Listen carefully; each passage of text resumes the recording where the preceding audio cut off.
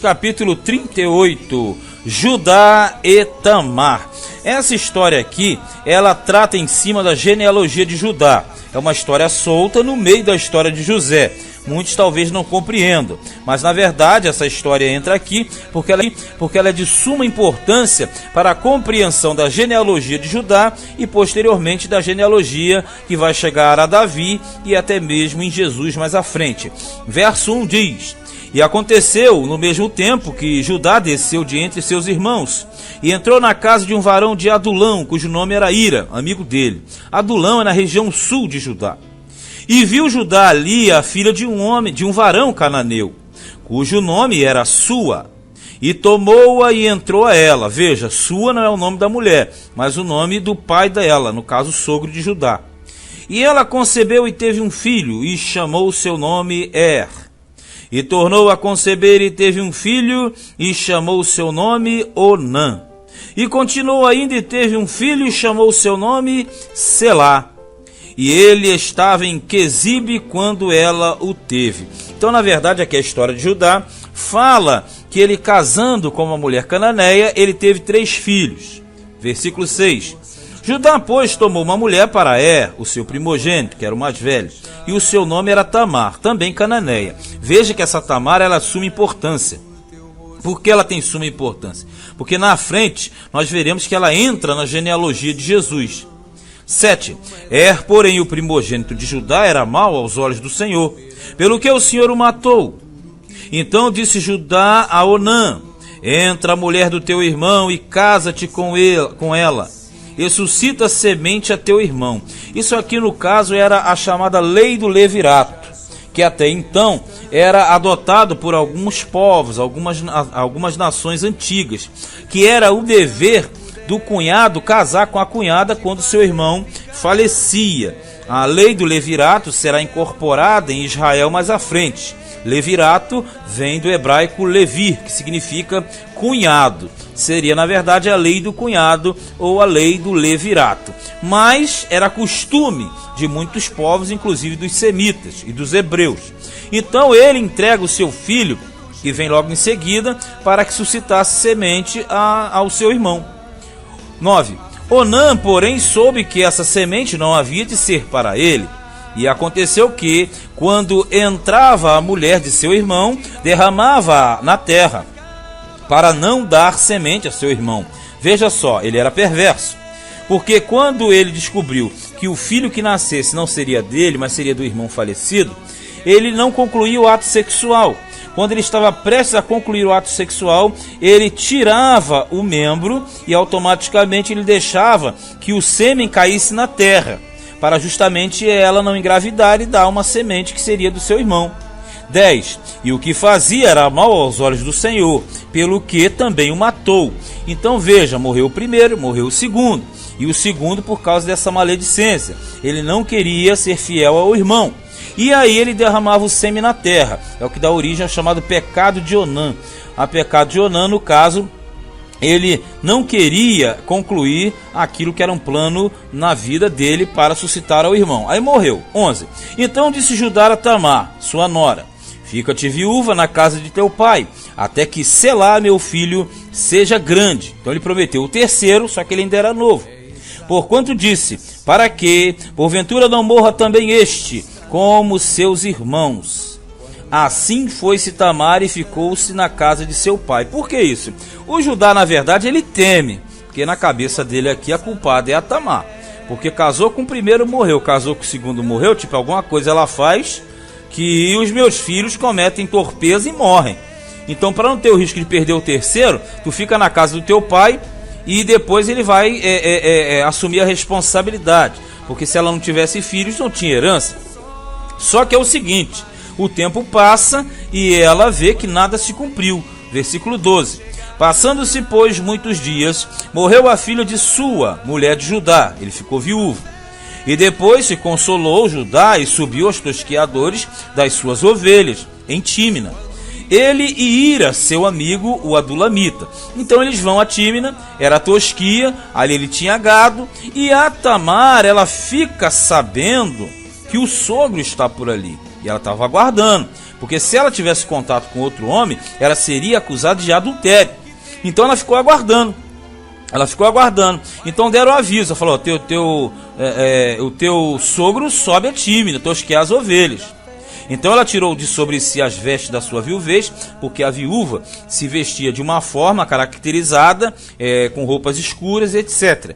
E cobriu-se com o véu, e disfarçou-se, assentou-se à entrada das duas fontes que estão no caminho de Tímina, porque via que Selá já era grande e ela lhe não fora dada por mulher. Então, na verdade, ela percebeu que a promessa não estava sendo cumprida. Então ela tirou a roupa da viuvez, vestiu-se semelhante a uma prostituta e ficou estrategicamente na entrada da cidade. Versículo 15. Vendo-a Judá, teve a pôr uma mulher prostituta, porque ela havia coberto seu rosto. As prostitutas ficavam em locais estratégicos. Ele não é da cidade, senão ele saberia que ela não era prostituta. Mas quando ele passa e a viu, ele automaticamente ele a cobiça. Estava muito tempo já sem a esposa, então no caso ele vai até ela para contratar seus serviços, não sabendo que era a Tamar, a sua nora. E dirigiu-se para ela no caminho e disse: vem, peço-te, deixa-me entrar a ti, porquanto não sabia que era sua nora. E ela disse: que darás para que entres a mim? Tipo assim, qual o valor? O que tu vai me dar? Quanto tu vai pagar? E ele disse: eu te enviarei um cabrito do rebanho. E ela disse: dás-me penhor até que o envies? Tipo o seguinte, eu vou te enviar um animal, vai ser teu pagamento. Ela falou: mas tu vai me dar um penhor? Você vai me dar um depósito? O que você vai me dar como garantia? Então ele disse: que penhor é que te darei? Tipo assim, o que você quer que eu deixe? E ela disse: o teu selo, o teu lenço e o teu cajado, que está na tua mão. Ela não é boba nem nada. Sabe por quê? Porque o selo era um patrimônio familiar, pessoal. O selo é como se fosse a identidade da pessoa. Ali estava contido o nome do proprietário e o símbolo familiar. E o lenço era aquele que passava pelo selo, que na verdade era uma espécie de cilindro, como se fosse uma caneta pequena. E esse lenço era colocado no pescoço, de forma que o lenço ficava ao pescoço e o selo ficava ao peito, como se fosse um crucifixo, né? Ficava pendurado ali. E o cajado, que é a vara patriarcal, todo patriarca, chefe de família, possuía um cajado. E não é necessariamente porque a pessoa era doente ou velho, não. O cajado é símbolo familiar. E no cajado também via o nome do proprietário. De forma que no cajado geralmente via o nome do pai, do filho e do neto, e posteriormente a genealogia sendo colocada no cajado. Então ela sabe muito bem o que está pedindo: o selo, o lenço e o cajado, para provar que o filho no futuro, que ela vai ter, seria de Judá. Aí ele falou assim, o que ele lhe deu, e entrou a ela, e ela concebeu dele. Quer dizer, aí ela teve relação com ele, ele foi embora e ela engravidou, ela concebeu dele. E ela levantou-se, foi-se, tirou de sobre si o véu, e vestiu as vestes da sua viuvez. Quer dizer, tirou a roupa de prostituta e voltou para a roupa da viuvez. E Judá enviou o cabrito por mão do seu amigo Adulamita para tomar o penhor da mão da mulher, porém não a achou. Tipo assim, vai lá, entrega o animal e pega o selo, o lenço e o cajado. Quando chegou lá, cadê a mulher? Não tinha mulher nenhuma. E perguntou aos homens daquele lugar, dizendo: onde está a prostituta que estava no caminho junto às duas fontes? E disseram: aqui não esteve prostituta alguma. É mais ou menos o seguinte: eles vieram de fora, então eles não conheciam. Os da terra falaram: não, aqui não tem ponto de prostituição não. Porque todo mundo sabe que as prostitutas, elas ficam em pontos estratégicos. E quem vai à prostituição já sabe com certeza onde elas ficam. Isso é até o dia de hoje. Então os da terra falaram: aqui não tem nenhuma prostituta que fica aqui não, tem alguma coisa errada aí. Ponto de prostituição em outras áreas, não aqui. E voltou a Judá e disse: não a achei. E também disseram os homens daquele lugar: aqui não esteve prostituta. Então disse Judá: tome-o ela, para que porventura não venhamos a cair em desprezo. Eis que tenho enviado este cabrito, mas tu não achaste. Tipo assim, alguém tem que receber esse cabrito aqui. Porque na verdade, se ninguém pegar, como é que eu vou ficar? Eu não paguei a ninguém. Então, mas nós queremos acertar a conta. Nós queremos acertar e ela sumiu. Então quem vai receber esse cabrito? E aconteceu que, quase 3 meses depois, deram aviso a Judá dizendo: Tamar, tua nora, adulterou. e eis que está pejada do adultério. Quer dizer, eles falaram assim, ó, tua nora que está na viuvez está barriguda, ela está pejada, está grávida, ela adulterou. Então disse Judá, tirai-a fora para que seja queimada. Porque se você pegar das formas mais antigas, o adultério, ele era passivo de morte. E é como nós falamos aqui, isso está antes da lei. A lei só virá com Moisés. A lei só chegou com Moisés, e com Moisés você vai ter uma legalização dessa lei. Mas os povos antigos, eles já praticavam tal castigo. O castigo para adultério era ser queimado, era o que chama hoje aí de micro-ondas. Era colocar e meter fogo em cima. Depois, na lei de Moisés, vai ser substituído pelo apedrejamento. Mas a gente sabe aqui que não tem lei. Então aqui é simplesmente costume de povos. Então aquela velha história que a gente fala, questão do sangue, animal limpo e imundo, o sábado, o dízimo, levirato, adultério, tá tudo na mesma linha. Todos esses daí são aspectos que já eram aspectos morais, porque geralmente a lei se trata depois de Moisés. E tirando-a fora, ela mandou dizer a seu sogro, do varão de quem são estas coisas eu concebi. E ela disse mais, conhece, peço-te de quem é este selo, estes lenços e este cajado. Tipo assim, manda esfregar na cara do Judá lá. Fala que ele quer me queimar no micro-ondas, quer me mandar embora dessa terra, mas mostra para ele que o pai da criança é o dono desses 3 elementos aqui. E conheceu Judá e disse, mais justa é ela do que eu, porquanto não a tenho dado a Selá meu filho. E nunca mais a conheceu, quer dizer, ela engravidou dele, mas ele nunca mais teve contato com ela. E aconteceu ao tempo de dar à luz que havia gêmeos em seu ventre. Você sabe que sempre que tem gêmeo, tem pessoa importante para vir.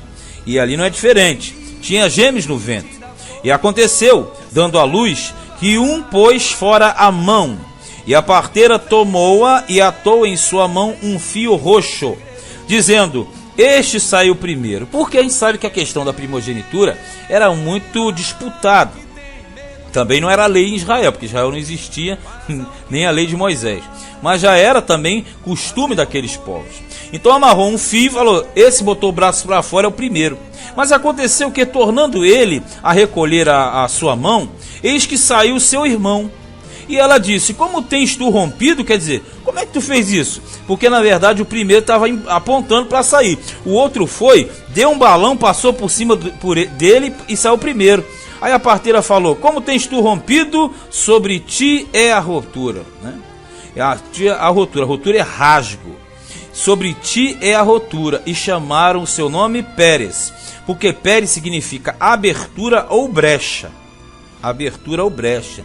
Então, na verdade, o que botou a mão primeiro recolheu, e o outro que veio por trás passou por cima. Aí ela falou assim, o que é isso? Como tu tem rompido, quer dizer, o que tu fez para sair primeiro? Porque o filho, que era chamado de primogênito, ele era o que abria a madre. O que abria a madre era o primeiro filho, que fazia o rasgo, a brecha, a rotura. Porque a partir de então, as mulheres já não tinham mais dificuldades para dar à luz. Porque naquela época não era como nos dias atuais. Hoje você tem cesariana, você tem, depois que a mulher tem filhos, você dá pontos. Aquela questão toda que nós sabemos da modernidade. Então nessa época não havia isso. Então o primeiro filho, ele fazia o rasgo, ele fazia a brecha. Então o que acontece? A mulher, posteriormente, ela não tinha mais aquela dificuldade de ter filhos, porque o caminho já estava, a passagem estava liberada. Então o primeiro filho, ele tinha muito valor porque ele era o primogênito. Então como esse deu o capote em cima do outro, passou por cima, falou, esse é Pérez, esse é brecha, esse é rotura. E depois saiu seu irmão, em cuja mão estava o fio roxo, e chamou o seu nome Zerá. Zerá significa brilho, luz ou resplendor, enquanto que Pérez, eu falei, abertura ou brecha. Dessa história aqui, para muitos até estranha, e uma história bem macabra, na verdade ela acontece aqui, sabe para quê? Para mostrar que Pérez, esse garoto aqui, ele entrou para a genealogia de Jesus. Então, através de Judá, que gerou Pérez, e Pérez gerou Esrom, Esrom Aminadab, Nasson, e por aí vai, nós chegaremos a Davi, e depois de Davi, chegaremos ao Senhor Jesus. Então, na verdade, qual é a importância dessa história? Para fechar, o nascimento de Pérez e também a introdução de Tamar na genealogia de Jesus. Se você for lá em Mateus capítulo 1, você vai verificar que Tamar, ela consta na genealogia de Jesus. E assim, essa história tem o fechamento de forma brilhante, que é justamente o nome do garoto que nasceu por último, que foi o Zerá. Então esse foi Gênesis capítulo 38.